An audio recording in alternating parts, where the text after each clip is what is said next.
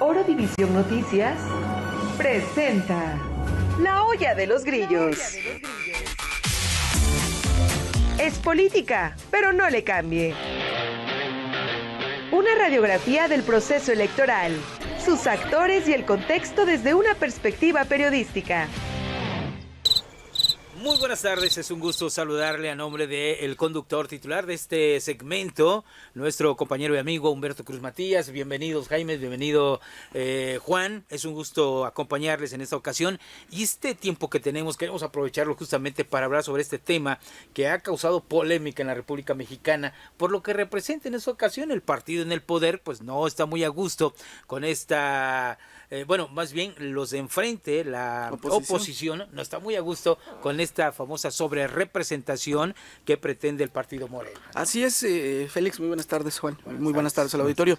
Efectivamente, la polémica se ha centrado en los últimos días en torno a esta llamada sobrerepresentación que alega y fundamenta y, argumenta más bien la oposición, particularmente el Partido Revolucionario Institucional, el Partido Acción Nacional y también aquellos columnistas, actores mediáticos afines a la coalición opositora Morena, en torno a esta sobrerepresentación que aducen a Morena y a sus aliados.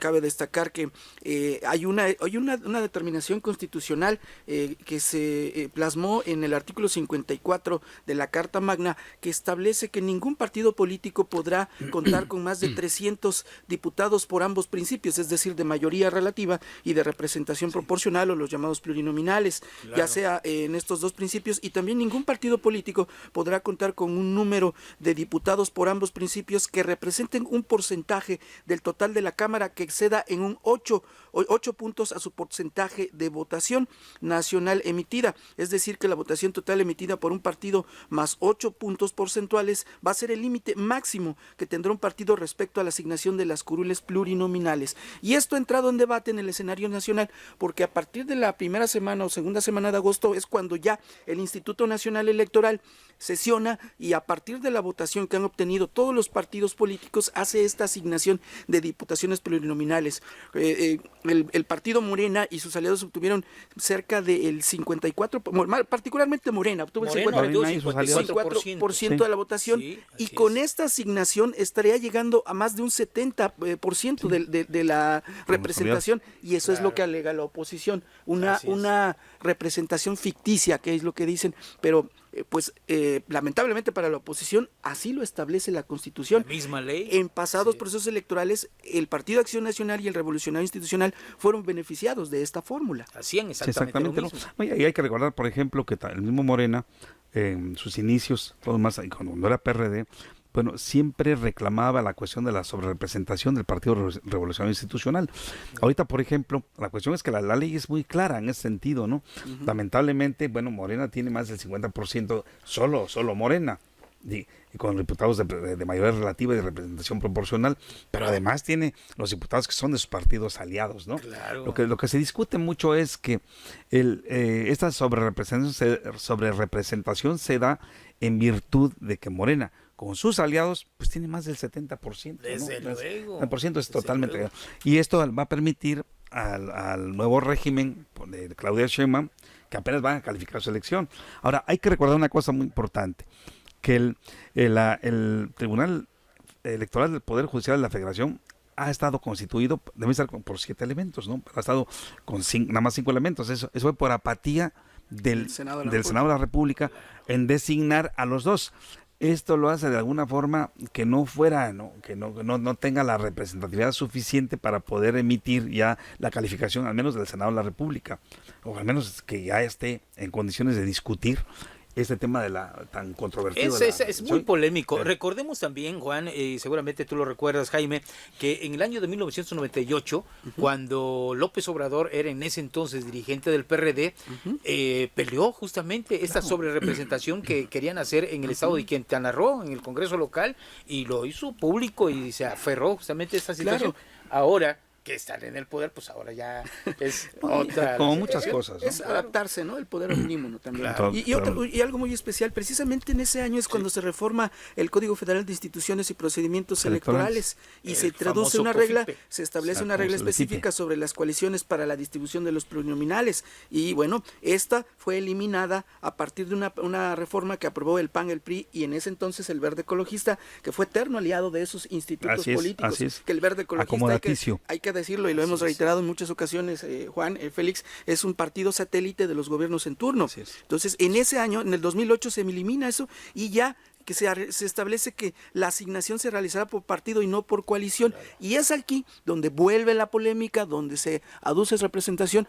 Y bueno, lamentablemente para la oposición está establecido en la Constitución. Sí, sí. Entonces, hoy, pues la verdad es que argumentos constitucionales los tiene el partido Morena. La misma presidenta electa hace unos minutos dijo que lo que le apuesta la oposición es a que los órganos jurisdiccionales, o en este caso el INE, viole la Constitución, lo cual no va a suceder. No creo que suceda. Pues a menos ahora la bolita está en el tribunal, por lo pronto. En el INE primero, porque en las primeras semanas. Así es, pero ese es el proceso que se tiene que seguir. Primero en el INE y después en el Tribunal Federal del Poder Judicial, que serán los que determinarán la situación. Ahora, le he dado tanta importancia que propone la misma secretaria de Gobernación, Luisa María Alcalde Luján, ha estado defendiendo en las mañaneras del presidente López Obrador la cuestión de que no es una sobrerepresentación, sino que la Constitución lo establece.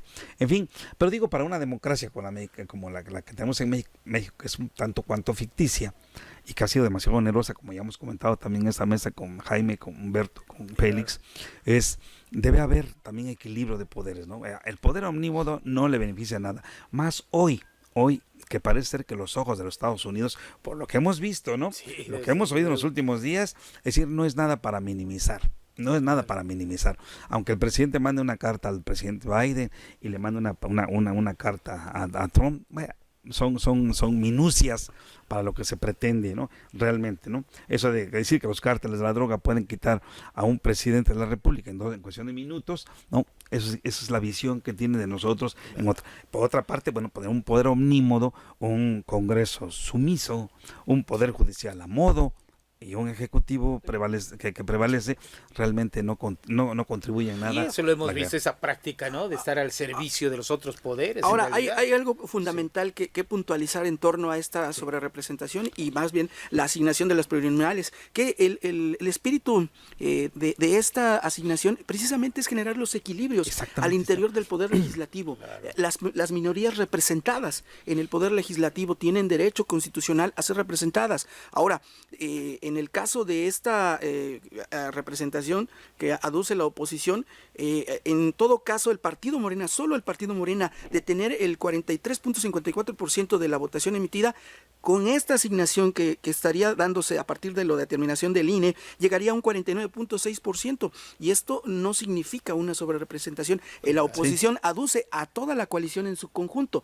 pero veremos qué determinación toma el Instituto Nacional Electoral, el INE, en las segunda semana, las primeras semanas de enero, porque ya viene también a partir de la asignación el proceso de impugnación. Lo único que observo en esta situación, Jaime y Juan, es que al final de cuentas no vemos ninguna separación de poderes. Se inmiscuye el poder ejecutivo en la cuestión legislativa, la legislativa al poder judicial, y no hay ninguna separación realmente de poderes. Y eso es peligroso, justamente. Claro, es muy peligroso. Por ejemplo, el mismo tribunal que hacemos alusión, Tribunal Federal Electoral del Poder Judicial de la Federación, ya demostró que la injerencia del presidente de la República, además pues los llamó corruptos, ¿no? Claro, a los magistrados. Pero entonces es tema bien importante, Juan, lo que dices, y también lo que se refiere Félix, que también la estrategia, el fondo de la oposición es que el partido Morena y sus aliados no obtengan la mayoría calificada para poder consumar y consolidar la reforma al Poder Judicial, que es el tema medular, el que está combatiendo la oposición a Morena. Que decíamos que en el fondo de toda esta polémica que se ha suscitado es justamente el asunto de la reforma del Poder Judicial. Sí, yo también así lo veo. En el fondo de todo es la serie de reformas constitucionales que tiene previsto el presidente López Obrador y que yo asumo que no son precisamente prioridad para la presidenta virtual de México, Claudia Sheinbaum, ¿no? Sin embargo, bueno, pues lo estamos viendo hoy, que al parecer Ya los diputados están listos para aprobar en septiembre en sus primeros, en el inicio de las primeras sesiones del Congreso, aprobar la reforma al Poder Judicial. Se insiste en elegir a los ministros, jueces, magistrados y ministros por voto popular, cuando sabemos que eso es una verdadera falacia. En el fondo de todo, la sobrerepresentación es tener mayoría calificada para poder aprobar. Claro. Es sin duda el objetivo de esta coalición legislativa, integrada por Morena, el PT y el Verde Ecologista, consolidar este paquete de 18 reformas que propuso el presidente el pasado 5 de febrero, que pasa fundamentalmente por esta reforma al Poder Judicial, que da una reestructuración y sobre todo esta designación que se haría por el voto popular de los jueces, ministros, magistrados y todos aquellos juzgadores del sistema de justicia de la nación. Ese es el fondo del asunto, mantener esta mayoría calificada, las 2/3 partes de los integrantes del Congreso de la Unión, del Congreso Federal, para poder consolidar estas reformas. Exacto. La oposición va en esta estrategia a contracorriente para poder desarticular esta mayoría calificada. Lo veo difícil, sin embargo, la ley ahí lo establece la Constitución, y tendría que pasar también por una reforma a la Constitución para poder ser más claros en esta subrepresentación y no entrar en esta polémica que hoy por hoy pues beneficia al partido del gobierno en turno, claro, y perjudica a la oposición que tuvo la oportunidad. Lo mismo que ocurría en el pasado también, y lo más grave, y me preocupa en lo personal, es por ejemplo este acto mediático que mantienen para venderle a la gente la idea de que es necesario que se elija a los jueces, los magistrados por el voto popular. Y que, digamos, se minimice, por ejemplo, claro, la capacidad de que puedan ser los recién egresados de la carrera de Derecho, digo, porque son bien limpios, porque no tienen tantas mañas, porque muchas cosas así. Digo, cuando se supone que los que son ministros, magistrados y jueces federales son los salvaguardas pues de la Constitución, de que si ha habido corrupción, si ha habido exceso, si ha habido muchas cosas también, pero no es una reforma que para que sean elegidos por el voto popular, ¿no? Desde luego. Pues les agradezco mucho, amigos. Félix, es una oportunidad de estar con ustedes, me gusta saludarlos y nos escuchamos en la próxima emisión de La Olla de los Grillos. Oro División Noticias presentó La Olla de los Grillos. La política local a ras de piso.